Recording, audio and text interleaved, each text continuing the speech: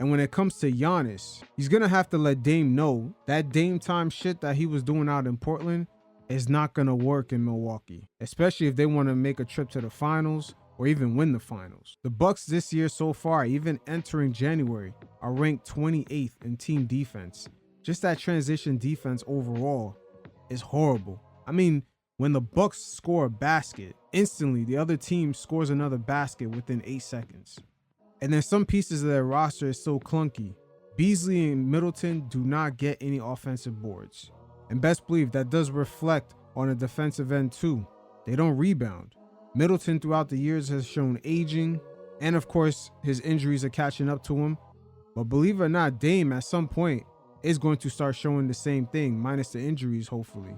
But sometimes superstars players, they don't realize that when they get into this whole I'm gonna build my fantasy team bag that they love to get into, getting guys like Dame, Giannis put himself in a position where he's actually doing more work. He has to have game nights where he's shooting 70% and the team is still giving up 100 points, which is very reminiscent to Dame time in Portland. Dame would have these games where he's dropping 45, 50 points, but yet he has to hit a buzzer beater. And you have to ask yourself, why is he doing that? He's doing that because they're not playing defense. The same way the Pacers and the Hawks play this season, that's the way now the Bucks will play, especially having Dame. That's how Dame played in Portland. You can't win a championship like that. And Damian Lillard, this is the first year where a superstar, quote unquote, like him, is actually put into the fire of having the responsibility and having the pressure to actually fucking deliver. This is the first time in his career. I mean, just looking at his playoff history, he's pretty much been a first round exit every season, except in the 2019 season, also the 2016 season, where as soon as he met up with the Warriors, or anytime he met up with real competition like the Spurs in 2014, it's pretty much been a 4-1 loss or a sweep. Same thing for the Warriors in 2016. They beat them 4-1. And also in the conference finals in 2019, which is probably the weakest competition Dame had to face in the playoffs. We've seen him eliminate Russell Westbrook, which Donovan Mitchell did the same thing as a rookie in the first round the season prior. But he eliminated Westbrook. He went up against the Nuggets and it took him to 7. And when they got up against the real competition, the Warriors, and remember, this is with no Kevin Durant, because this is the year he got hurt, tore that Achilles up in the playoffs with a short-handed roster. Stephen Curry and Klay Thompson completely destroyed the Blazers.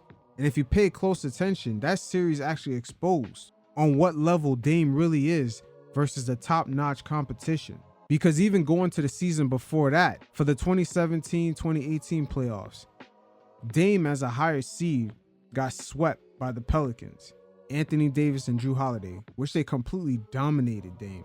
And in the last few years, ever since the bubble, we've seen Dame consistently fighting for an 8th seed, or eventually when they created the play-in, he eventually was always fighting to get into that. So yeah, watching Dame Lillard in Portland, you got Dame time, you got a little fun action. There was no seriousness. This team was never expected to do anything.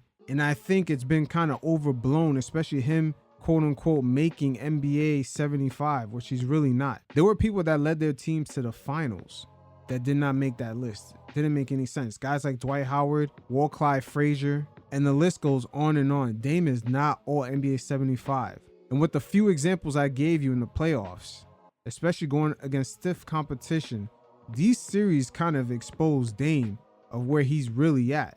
He's not that far off from being a glorified Zach LaVine. Once again, this is when you put things into proper perspective, and I believe Giannis unknowingly has signed himself up to do more work this season.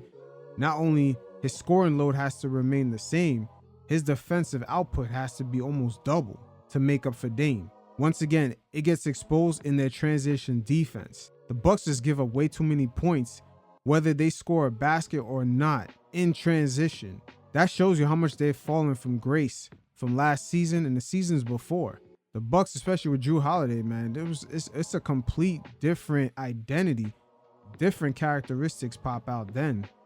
But hey, we'll see if Doc Rivers can actually correct course and put his foot up Dame and Malik Beasley's ass to play some defense. But if the Bucks continue to play Atlanta Hawks / Pacer basketball, they can kiss their championship window goodbye. It is what it is. Until next time, you fellas stay safe. Peace.